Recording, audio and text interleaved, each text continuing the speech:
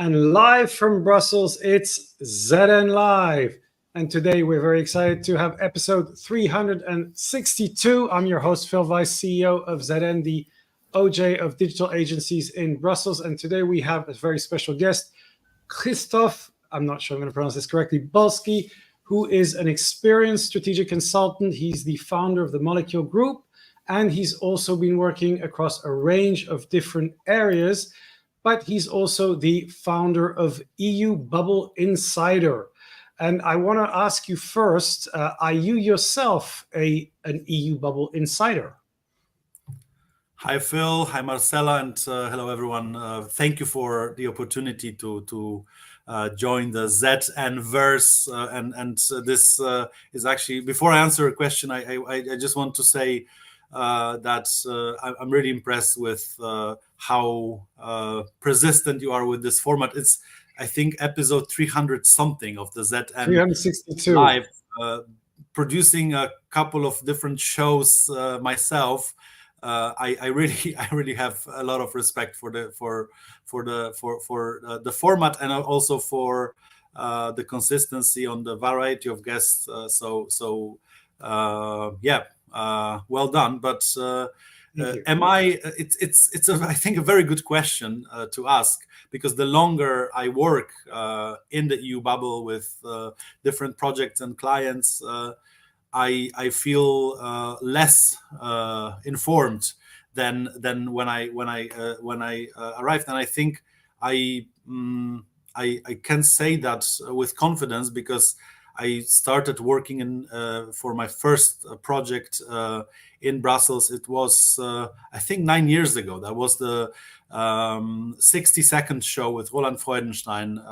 It was, I think, one of the first YouTube shows. That is not it's already it already finished, but it was back then when I thought there is a big potential to grow this digital communication part of advocacy, of lobbying, of public affairs, and I know ZN is also a big advocate of that. So. But coming back to the question, I think that with time, I learned that the EU bubble is actually consisting of a lot of different niche bubbles, industry connected, nationally connected. I'm sure we will speak about the list that I'm publishing right now as the EU Bubble Insider, who to follow in 2024. And actually, one thing that I discovered going over different niche industry communities that are discussing different topics, I discovered that a lot of discussions where there are quite interesting people I would love to have on the list are happening not in English. They're happening either in Polish or in Spanish. So if you have someone who, for example, I know that is very important to follow, it's an influential person, either from institutions or from think tanks, but that person is, for example, and I'm thinking about a specific person, is very active on Twitter, but in Polish. So right. That's not a person I would put on the list. And this is just an example. So, I hope I answered the question.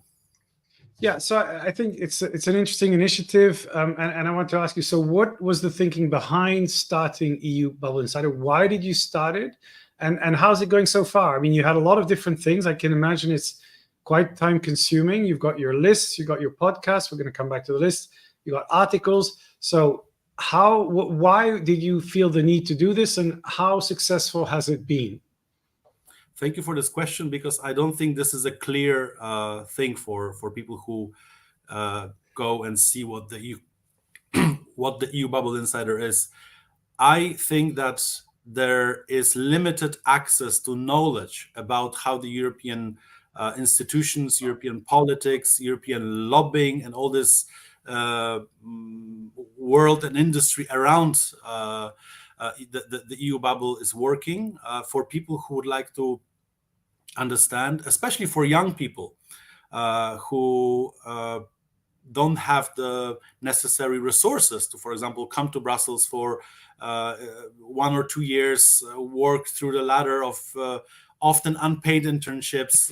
This is something that I think it's not okay, and I have the goal to build a platform that provides an insider view into a world that is often closed behind curtains, behind closed platforms, or behind networks of contacts that you have to build before you can make use of them. So that's why so far there are actually two main flagship products of the EU Bubble Insider that I would consider most important. One is the podcast, which is always a long, deep dive into a person's career, into their know-how about how work gets done.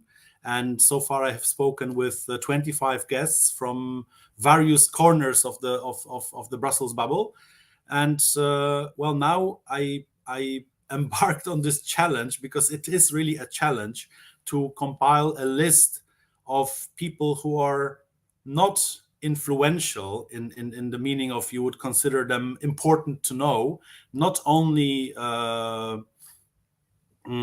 famous because of their position. So, for example, you will not find journalists, you will not find politicians on the list, because these people have usually a big following that results from the broader spectrum of their role.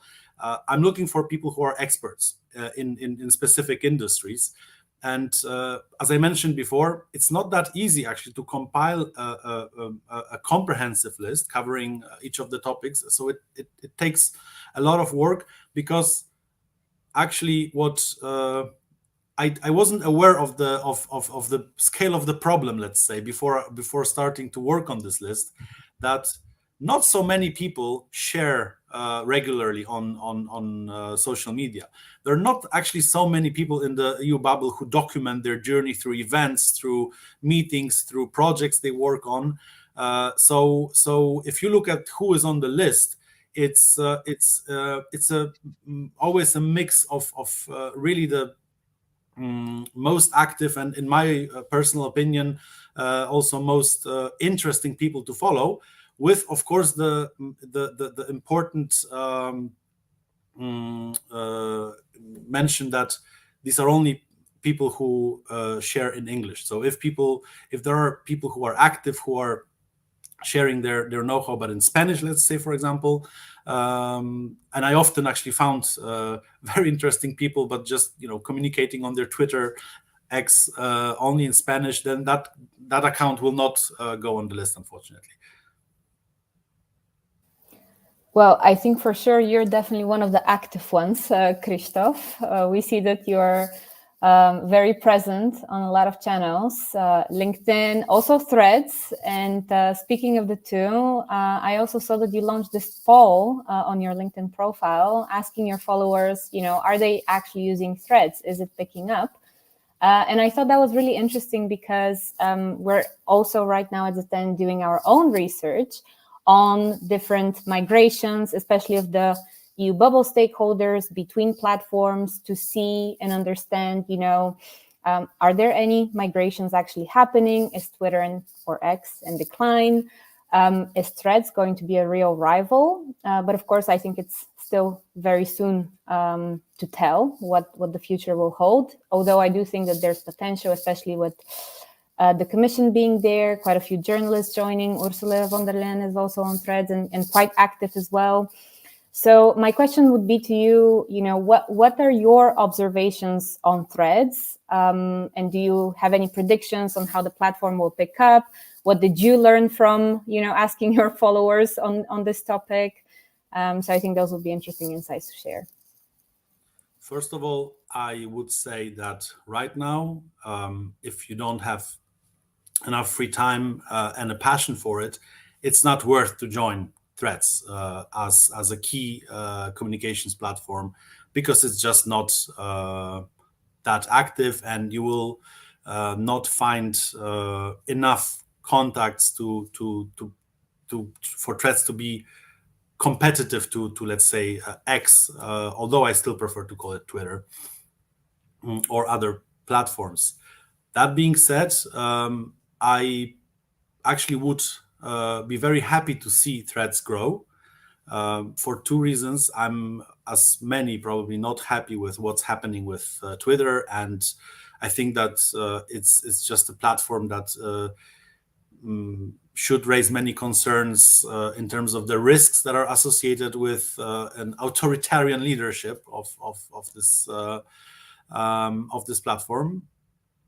And also on the other side, if you see how Threads connects to Instagram, it probably will be a very useful place to get more reach, to have more opportunities for build influence, maybe use a platform that to some extent can be called a copy of Twitter, but it's not only a copy of Twitter. It's the meta version. It's interconnected with Instagram. You probably see those promo Threads posts on Instagram right now.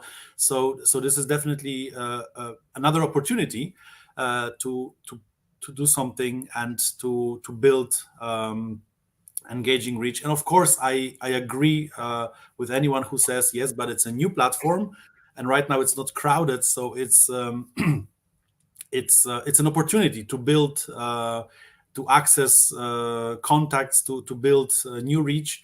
That's true, but concerning that, not everyone has time, and I'm just trying to be realistic. I think that, and I'm also not active on Threads. I have an account, but I'm not very active. I think it's just too early to make any definitive judgments.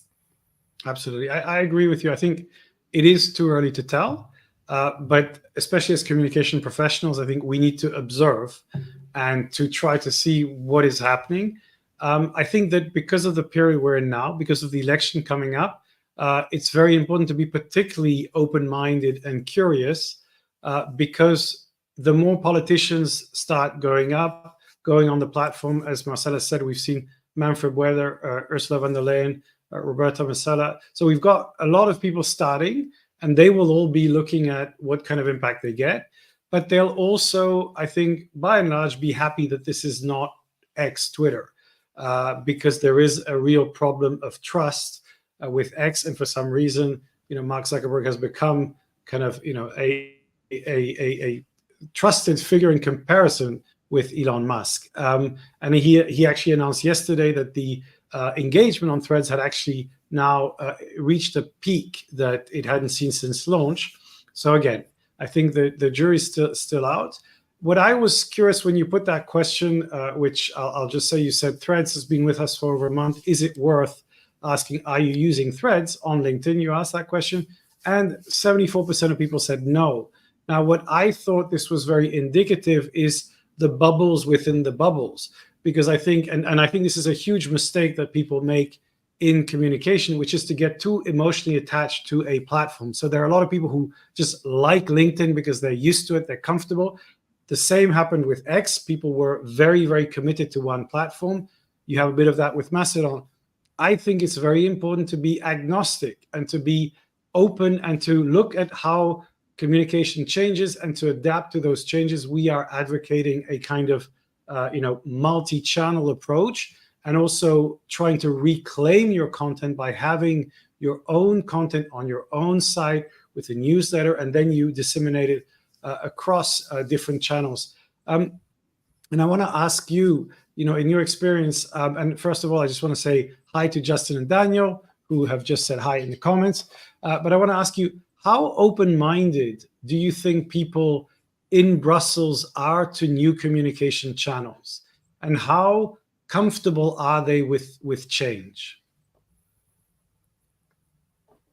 I would say, and this comes from just my personal experience working with, let's say, a number of different clients within the EU bubble that mostly are clients like think tanks or associations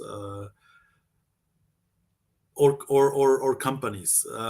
So it's a variety of clients, but my experience shows that people are not very open-minded. to try new things.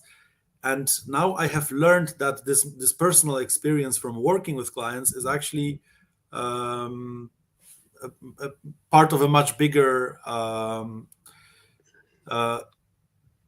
behavior, because like I think I already mentioned that going through the list of the people who I want to recommend to follow, I mostly get to end up seeing profiles of people who are active because they represent their industries. They are quoted by Politico. You're active. They take part in panels. So these are the people. These are the voices of the respective industries, and they're not active. And they're not active in the sense that they don't produce original content on their LinkedIn, Twitter, or other channels, but they're also not doing the simplest thing, which would be documenting their journey through events, through meetings. I know not everything can be documented. Some things are better kept secret, but there's always a lot, especially if you run an association or a think tank, there's always a lot that can be documented. And I think that there is still this thinking among a lot of people in the EU bubble that this is not necessary. This is, for example, I would guess that most of people who run think tank communication departments will agree that, for example, getting policy experts, researchers to be active on their Twitter accounts or to personally promote their research papers, policy journals, and so on and so forth, is a struggle.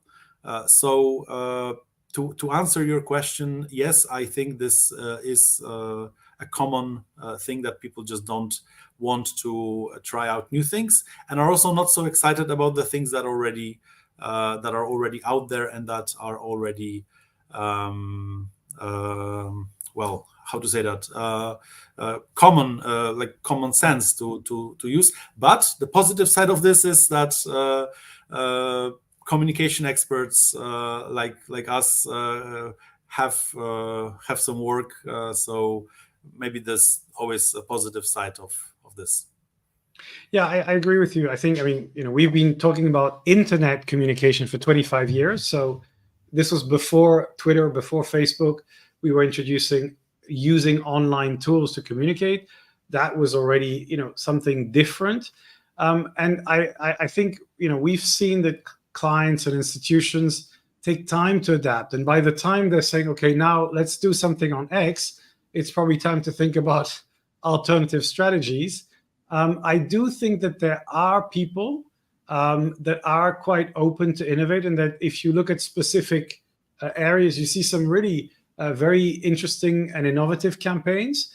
But then there's also a kind of, hey, we've got an address book, we know the right people, we should be able to do our work behind the scenes, which I think, by the way, is part of Europe's problem, which is that the more you do this behind the scene lobbying, the more you reinforce the perception of a lack of transparency. So I think being more open with your communication, putting things online, creates a genuine transparency that allows people to know what you're doing. So I think it's not just good communication, it's not just good practice, it's also very important for better democracy and kind of communicating what institutions are doing. We have a comment from Justin saying, being channel agnostic, embracing a new omni-channel approach enables a broader reach and allows your messages to be reached by all audience. Lots of efforts, but way worth it. I think that's a very good point. I think what you were saying as well is that that we have to also focus on niche audiences. And I think that's probably the biggest challenge of EU communicators, is to understand that you often get a brief saying, I want to reach Europeans on this topic. And you obviously say, how many billions have you got to do that? And the answer is not that many. So then the question is, okay, who matters most? And it's often a small segment within a specific area and a specific topic. And I think that is something that you can do very well on social media. So what are your thoughts on how to do good niche communication? First of all, I would like to say that the question could also be why to do niche communication, because I have one point here. If you want to reach broader audiences, if you want to reach a mass audience, you have to have a base, because people like to follow communities that are active. People like to follow influencers, accounts, experts who already have a proven track record of delivering interesting content. And that can only be done by starting to build out your presence from a niche audience. That will be I have an example, if I may, that is not so EU bubble connected, but it's the EU bubble is part of the focus of BalticWind.eu, a platform which I co-founded 3 years ago. It's a news platform that covers the Baltic Sea offshore wind industry. And when I started together with my friend Paweł Wróbel, who was previously working for the European Commission, he was also the head of the Polish Electricity Association, so also a very experienced EU bubble expert on energy. And we were, of course, talking to our contacts and friends, telling them that we have this idea because the offshore wind industry in the Baltic Sea is now booming, it's growing rapidly. And back then we had this idea that there is potential here, and it's a niche industry audience that doesn't have a platform to meet. So people were, first of all, curious how big this audience can be. And the second was, will we have enough topics to cover, because it's a news portal, so it delivers daily news, what's going on in the industry. By now we have about I think at least 3 to 4 news articles per day. We do events, webinars, and so on and so forth. In the end of last year, I think the platform reached close to 30,000 readers each month, which is, for a niche portal, I would say, a very impressive result that I wouldn't even think of achieving when it started. But why I want to bring this as an example here, it's a very niche portal that so far grew out of its niche. So we have readership, we have global readership. We do events that cover EU regulatory policies. We just had a webinar this week with the European Commission, Wind Europe, and an MEP from Renew. So this just shows you that, and we would never achieve this scale without starting small and just proving the concept with a small niche group first. It gives you many advantages. It gives you the advantages to try and learn what your audience wants. It also, for many, gives you the opportunity to start first building your audience from people who already know you from the real world, and will happily engage, sometimes because they just like you, sometimes because they just can add value to what you want to communicate. And in the end, a final thought. I know this is maybe something that everyone already knows, but let's not forget the communication on social media. It's not B2C, it's not B2B, it's H to H, so it's human to human.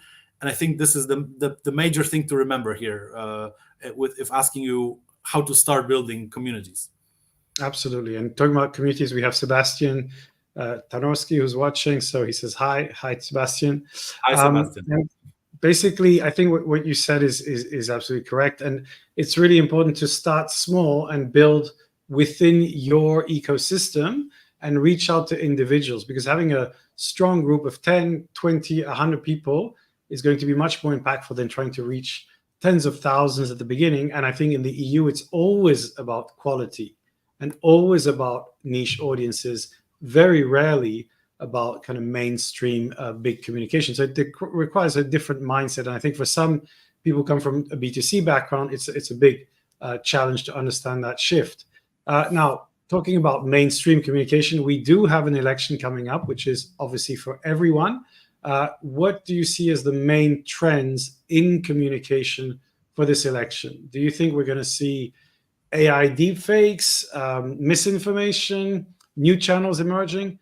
And what are your thoughts on the election? So on the high level campaigning central, probably yes. And I hear a lot on how the campaign, how innovative the campaign will be. Of course, we will see. And I don't have any insider information on what to expect. But I hear rumors that there are preparations made to be very innovative with the use of the tools. On the level of personal campaigns of MEPs, I would not expect a revolution because experience shows that politicians are actually not the most innovative people in the world when it comes to using tools. They're usually late adopters, which is surprising, but that's what it is. And also not like the amount of MEPs who are.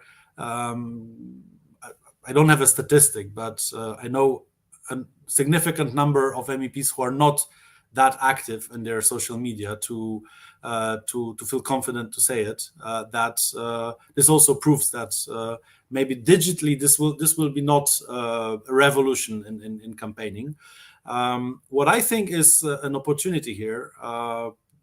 It's always an opportunity that this is a very specific year for the rest of the EU bubble, because, well, for example, think tanks, especially political think tanks, cannot campaign, so you are limited to, like, for example, you cannot invite MEPs to your panels, or at least it's risky, and you have many processes or initiatives of the European Commission that people don't know whether they will be finalized before the end of the term, or they will be brought over to the next commission, and then you will either have to start from scratch, or you will have some sort of continuity.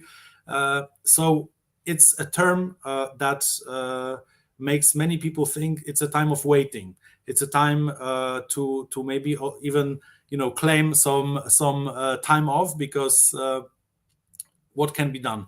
Well, I would say that this is a time where you can do a lot to prepare for the new term as an association, as a company or an organization who is active in Brussels and does some public affairs advocacy, because you can do a lot of preparations. You can prepare more solid content that can be then used when things will start moving really fast.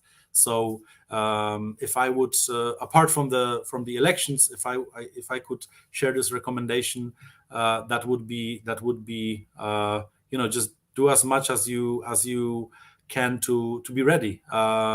Maybe even if you have only been active with a specific with one specific side of the political spectrum, and we know that the new parliament will be a bit different in the political mix. Maybe it's time to use this time now to start actually meeting with people you don't know yet. So I would definitely say that for people who need access to policymakers, this is a time where you should be active, rather than just keep waiting for what the new term will bring. Yeah, I think you're right, and I think it's key now to start seeding the conversation that might influence the political discussion just before the election, or it might just make you part of the conversation after the new parliament's in place. One thing you said about politicians is that they tend to be a little slow picking up new technologies. I think I agree to some extent, but also I think that some politicians, especially from the extreme parties, can be incredibly innovative, and the most kind of aggressive users of social media, because they need that to basically break through. That's and a I very think good point, because they need it. Yeah, but look at the election now. They're predicting that the extreme the polarized groups on both sides will do very well. And I think we're going to see them being extremely active on any channels that they can find, and with very aggressive messaging, very emotional messaging, which might force the bigger mainstream parties to engage with them. Because I think if they don't, they will realize that they're losing the conversation. So I think it's going to be very interesting. I think we don't know how it's going to play out, but I suspect it will not look like the previous election, because it won't be completely dominated by the main parties. I think we'll have them in place, but they will be under threat, and there'll be a kind of real fight to decide, do they join those conversations? Do they counter them? And I think it's going to be very, very interesting to watch. Now, with all these changes, if you're coming and you're new to communication, I think it's very difficult to know what skills you need and what attitude you have. So when you meet young people who want to start in Brussels and in communication today, what's your advice to them? Oh, I have very specific advice on that. And it's not about skills, because skills can be learned. One thing that will bring you ahead of most of other people you're competing with in this race for jobs, race for opportunities, is attitude. I think that what is not so common to be, let's say, diplomatic, is the right attitude to career, to work. Is what I see often in young people is an attitude of expectations, what they will get out of the job rather than what they will bring to the job. And this may probably be a good way to protect yourself from working too much or from being exploited by the job market. But on the other hand, it is limiting your abilities to excel, to learn, because there are many people who are interested in working with young people, in giving young people a chance, but it will never work if those young people who get on the job market are not ready to actually first commit to just giving themselves fully to the job. I don't see it too often, and I don't know, Phil, if you agree. I know ZN has a quite active internship program, but I mean, what's your view on that? Yeah, I agree. We see attitude as the most important kind of metrics for success, which means people have to be interested in what they're doing and curious to learn and open to new experiences. So we found that if you give them the right framework, if you support them, so they have to get a lot out, and if they find the right match, then I think there can be tremendous energy. So we've been very happy with the kind of alumni ecosystem that we've built. We have a message from Sebastian about our previous discussion on extremists, saying, good point, extremists are the most keen to use social media channels actively with really engaging content. Now, very briefly, we will go to the recommendations.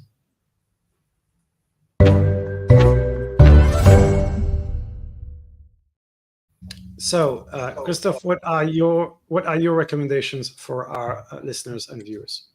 I was thinking of the most useful recommendation. So it will not be a book about communications. It will not be a book about technology. It will be a book that I recommend to anyone who is experiencing, or maybe thinks that they are experiencing either burnout or just some challenging times in their professional lives. And it's a book by Annie Duke. It's called Quit. We can see the title here. It's a book that helps you realize why it's not easy to quit, and why quitting is a science of its own.